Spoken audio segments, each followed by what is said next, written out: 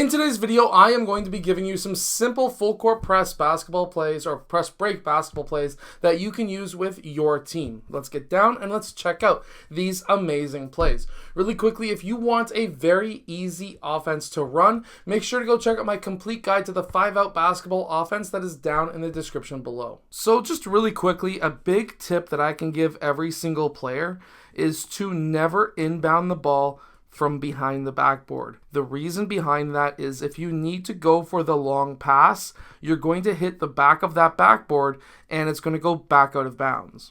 So you always want to be outside of the key before you inbound the ball.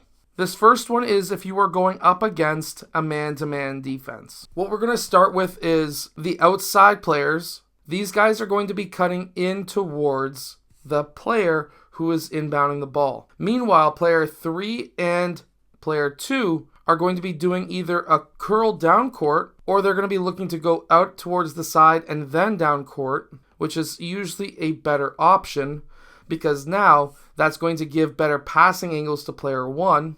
Or you can have player 2 go straight down court and player 3 go out towards the sideline and then down. The idea here is you've got a good passing angle here, obviously, and then you'll have a good passing angle here as well. So with player 5 and 4 coming towards the ball handler and players 3 cutting out and then player 2 cutting down, you now have a couple of different options. You now have obviously players 3 and 2 down court. You now have player 4 as an option as well.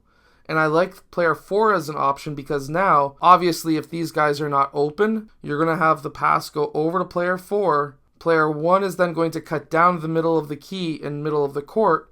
We're going to try and get him that ball back, and now it's going to be a 3-on-2 situation coming down court. This one really only works against that man-to-man defense. Next, you're going to go up against, let's say, one of the most common full court presses, which is a diamond press. It's a 1-2-1-1. The idea here is they want to trap these corners and push you up sideline. So what I like to do is to do a quick cross with players 2 and 3. We inbound the ball. They're going to be then, of course, looking to trap this side. The defense is going to move down, and the defense should be shifting over one way or the other. When this happens, I like to see player 5 come towards the ball just slightly. This gives us an option here. Player 1 runs inbounds and we can pass the ball back. Obviously, player 1 is our number 1 option. If the ball goes down court, player 5 is always looking to pass the ball back down middle. So if they sprint over, make that mistake, we can get that ball back to player 1 for down court. Easy. I also like to have the ball go to player 1, then quickly over to player 3. Then that whole side is essentially open. We can pass it down to player 4.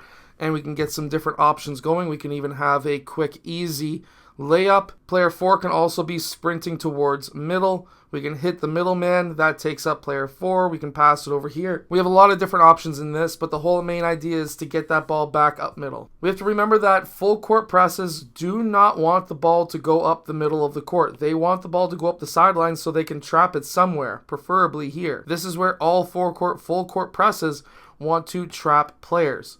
So, if they can trap here, this is their most favorite, best option.